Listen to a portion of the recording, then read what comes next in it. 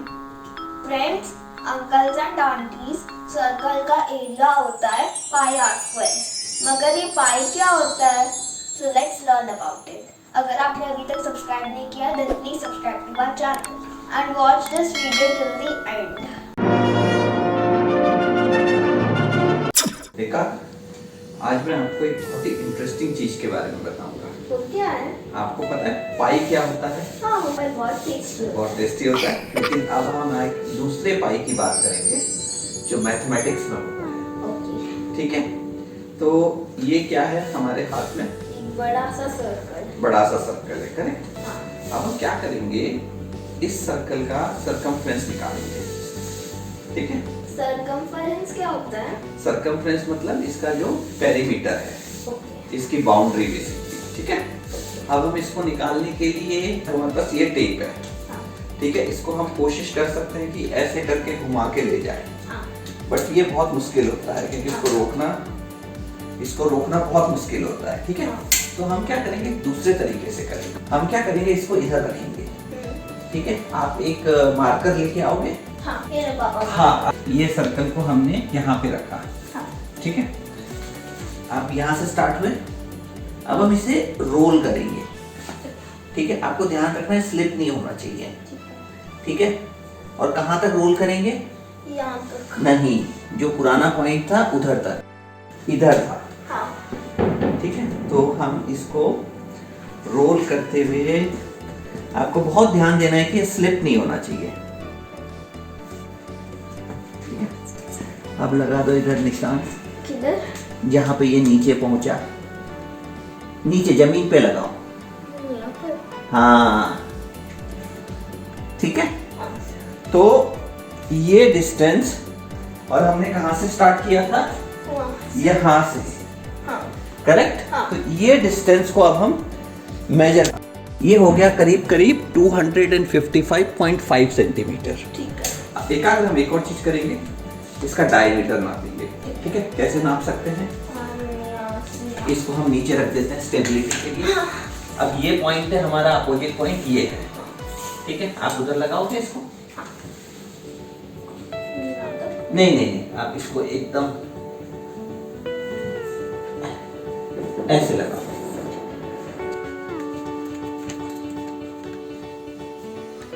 ये हो गया करीब करीब हमारा 81 सेंटीमीटर। ये देखो, ये क्या है? एक बड़ी सी क्लॉक। बड़ी सी क्लॉक। इसका क्या शेप है? सर्कल। सर्कल। तो इसको भी हम वापस वही चीज करेंगे। यस। ठीक है, तो अब लेकिन अभी हमारे पास, इसको हम किसी एक टाइम पे फिक्स कर देते हैं। कितने पे रखा? 1 पे। ठीक है, हाँ 1 में। हाँ। अब हम क्या करेंगे, सरकमफ्रेंस नापने के लिए इसको आगे जाएंगे, रोल करेंगे। हाँ। ठीक है, स्लिप नहीं होने देना है आपको, ये ध्यान रखना है। और कहाँ तक रोल करेंगे? जब तक वहाँ जाए, जब तक ये ऐसे उसके लास्ट पॉइंट 1 में ना हो। 1 पे ना पहुंच जाए। ठीक है, तो पहुंचा? नहीं, पहुंचने वाला है ऑलमोस्ट। हाँ बस। हाँ, अभी लगाओगे मार्किंग। ठीक है, हाँ। अब हम क्या करेंगे इसको? अब हम लोग इसे मेजर करेंगे। अब हम इसको मेजर करेंगे। ठीक है, पकड़ो।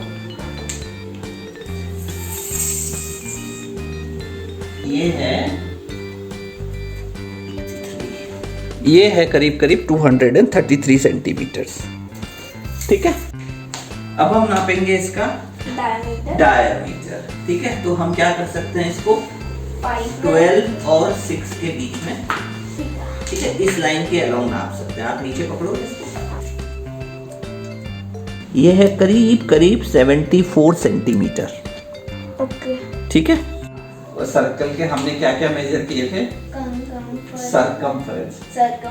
सरकमफ्रेंस या पेरीमीटर, जो उनकी बाउंड्री है, करेक्ट? और डायमीटर। ठीक है, अब ये क्या है मेरे हाथ में? ये प्लेट है, राउंड है, करेक्ट? ये भी एक सर्कल है। हाँ। इसका भी हम क्या करेंगे? मेजर करेंगे। क्या मेजर करेंगे? इसका हम लोग पहले पेरीमीटर मेजर करेंगे और फिर उसका डायमीटर। हाँ, पेरीमीटर या सरकमफ्रेंस। ठीक है, चलो इसको बैठ के करते हैं। हाँ, आप चलो ऐसे ही रख दो नीचे। देखो कितना हुआ है। 59.4 हाँ। ठीक है, तो इसका सरकमफ्रेंस है 59.4 सेंटीमीटर। ठीक है, अभी हम क्या करेंगे, हमने पहले कैसे सरकमफ्रेंस नापा था? पहले हम लोग इसको एक मार्क करते हैं। ठीक है, अब मैं क्या करूंगा, इसको आपको ध्यान रखना है कि ये रोल होना चाहिए। ठीक है, ऐसे स्लाइड नहीं होना चाहिए किसी भी पॉइंट पे। ठीक है, तो ये रखा, अब मैं इसे रोल करना शुरू करता हूँ।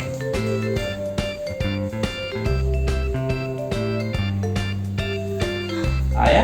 नहीं आया? नहीं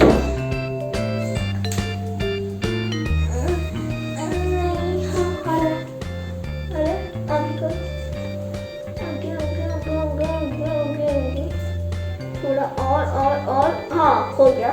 हो गया? ठीक है, तो अब हम इसको मेजर करते हैं। पहले कितना था? 59.4 सेंटीमीटर। ठीक है, हाँ। अब हमने इसको यहाँ पे रखा और ये किया, ये देखो कितना आया। 59 पर नहीं, इधर से शुरू किया था ना। हाँ, नहीं ये है ना, ये जो लाइन है आपकी करीब करीब 59.4 59.5 के आसपास, करेक्ट? ठीक है, तो ये उसके बराबर है। बिकॉज हमारे मेजरमेंट इतने प्रिसाइज नहीं है, तो इनमें थोड़ा सा डिफरेंस। अगर आपको किसी सर्कल का सरकमफ्रेंस निकालना है तो आप क्या कर सकते हो, उसको एक राउंड रोल कर सकते हो। तो वो जितना डिस्टेंस ट्रेवल करेगा वो जो होगा उसके किसके बराबर होगा? उसके पेरीमीटर या सरकमफ्रेंस के बराबर। तो फ्रेंड्स, अभी हम लोग प्लेट का डायमीटर मेजर कर रहे हैं। तो करें इसका? हाँ। तो आप इधर से, हाँ, तो अब इसका डायमीटर करीब करीब कितना आ रहा है? 9। ठीक है, तो एकाग्र हमने 3 डिफरेंट साइजेस के सर्कल लिए, उनका सरकमफ्रेंस मेजर किया, उनका डायमीटर मेजर किया और उनका रेशियो कैलकुलेट किया। आपको इस रेशियो में कोई चीज़ कॉमन नज़र आ रही है? हाँ, इन सब के जो रेशियो है वो ऑलमोस्ट इक्वली है। हाँ, हमारा जो हुला हुप है वो थोड़ा फ्लेक्सिबल था, इसलिए उसकी मेजरमेंट उतनी एक्यूरेट नहीं रही। But this is the most interesting thing, आप कोई भी सर्कल लो, उसका आप सरकमफ्रेंस नापो, उसका डायमीटर नापो और उसका रेशियो निकालोगे तो it will always be 3.14, which is also known as pi. Wow. आप जाइंट व्हील में बैठे हो? हाँ। और जाइंट व्हील क्या होता है? वो भी सर्कल होता है, हाँ। करेक्ट? तो अगर आप जाइंट व्हील के सरकमफ्रेंस लोगे उस सर्कल का और उसका डायमीटर का रेशियो लोगे तो वो कितना होगा? सेम होगा। वो भी सेम होगा, वो भी 3.14 होगा। ठीक है, और इसका अर्थ क्या होती है? स्फीयर होता है। ठीक है, लेकिन अगर उसमें से आप सर्कल ड्रॉ करोगे ना, तो उस सर्कल और अर्थ के डायमीटर का भी रेशियो सेम होगा, अगर वो बराबर सर्कल है तो। ठीक है, तो है ना इंटरेस्टिंग? हाँ। तो अभी ये सोचो कि लोगों को पता कैसे चला होगा पहली बार कि ये रेशियो ऐसा होता है। तो आपको पता है ह्यूमंस ने शुरू में व्हील्स का इन्वेंशन किया। अब व्हील जो होता है वो क्या करता है कि आपको एक जगह से दूसरी जगह ले जाने में, जैसे कार में यूज होता है, क्योंकि व्हील आपका बहुत तेजी से घूम सकता है।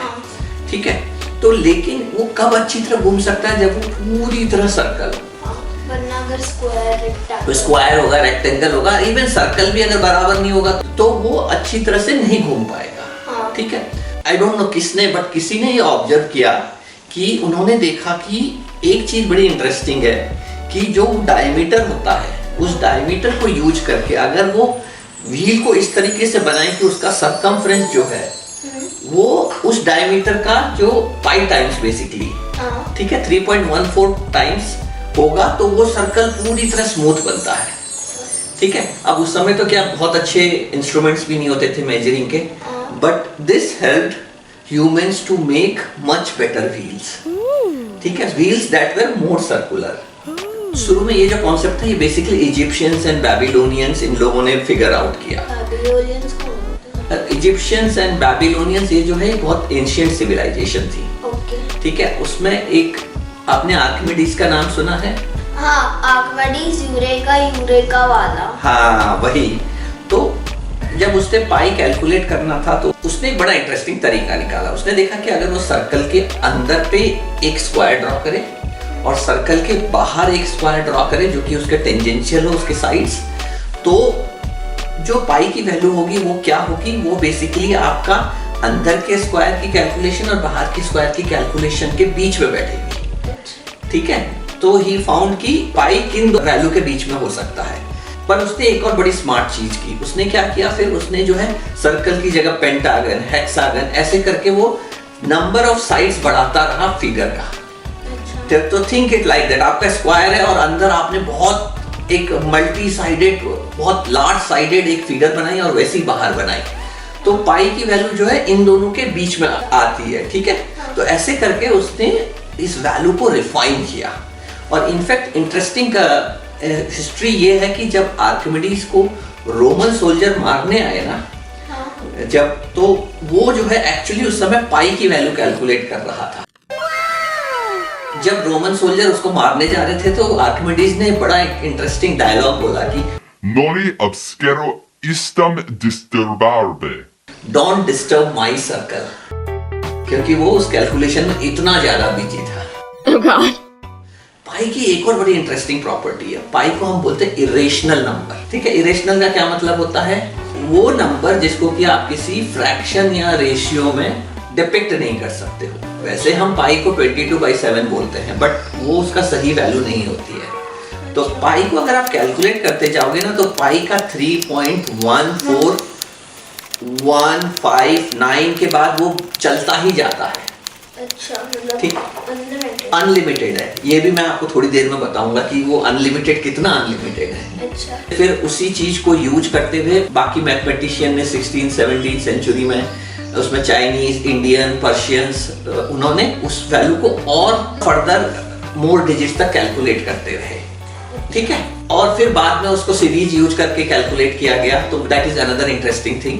सो 2019 में एमा करके एक गर्ल है जिसने की पाई को कैलकुलेट किया 31.4 ट्रिलियन डिजिट्स तक।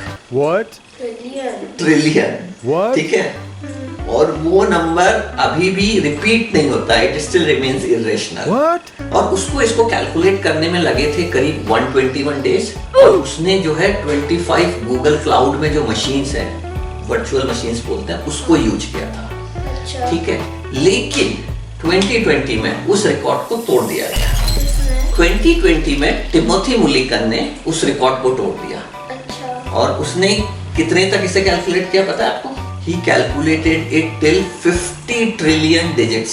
Talented, brilliant, incredible, amazing. बहुत इंटरेस्टिंग चीज है। उसने इसको करने में उसे लगे 303 डेज। ठीक है, उसने एक अपना एक पर्सनल कंप्यूटर यूज किया जो 2012 का था, but what he did is that he used like 48 sets of drives. और 50 ट्रिलियन डिजिट का मतलब क्या है आपको पता है? 50 ट्रिलियन मतलब 50 ट्रिलियन डिजिट को आप ऐसे समझ सकते हो कि अगर उसके हर डिजिट को आप 1 सेकेंड में बोलोगे ना, तो आपको करीब करीब 1.58 मिलियन ईयर्स लगेंगे उस सब पूरे नंबर को बोलने में। Oh my god. उसने एक डिजिट कितनी देर में किया? वो तो कंप्यूटर ने किया। अच्छा, ठीक है, लेकिन अगर आप खुद बोलने जाओगे कि 50 ट्रिलियन डिजिट्स का एक डिजिट 1 सेकेंड में बोल रहे हो, और आप बोलते रहोगे बोलते रहोगे बोलते रहोगे, तो आपको लगेंगे 1.58 million years to finish that number.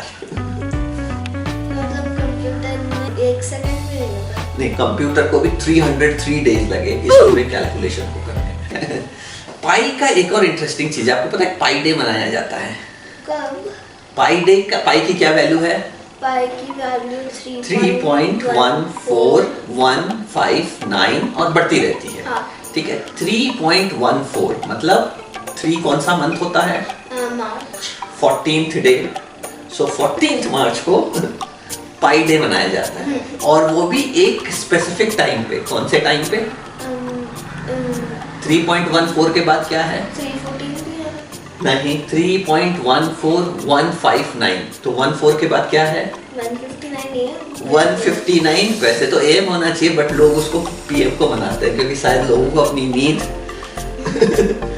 नींद को डिस्टर्ब करना पसंद नहीं था, इसलिए लोगों ने बोला कि चलो हम इसको 1:59 PM को मनाएंगे, ठीक है। और उसके साथ एक और इंटरेस्टिंग कोइंसिडेंस है कि 14th March is the birthday of Einstein, जो he was the one who changed the physics in a very revolutionary way. And then Stephen Hawking died on 14th March, which is again like one of the revolutionary physicists of our times. अच्छा, ठीक है। और एक और last interesting चीज, आप कितने digit तक याद रख सकते हो अगर मैं बोलूं?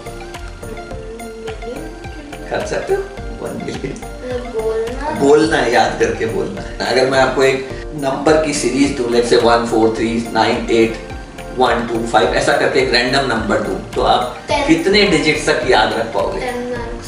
10 मैक्सिमम।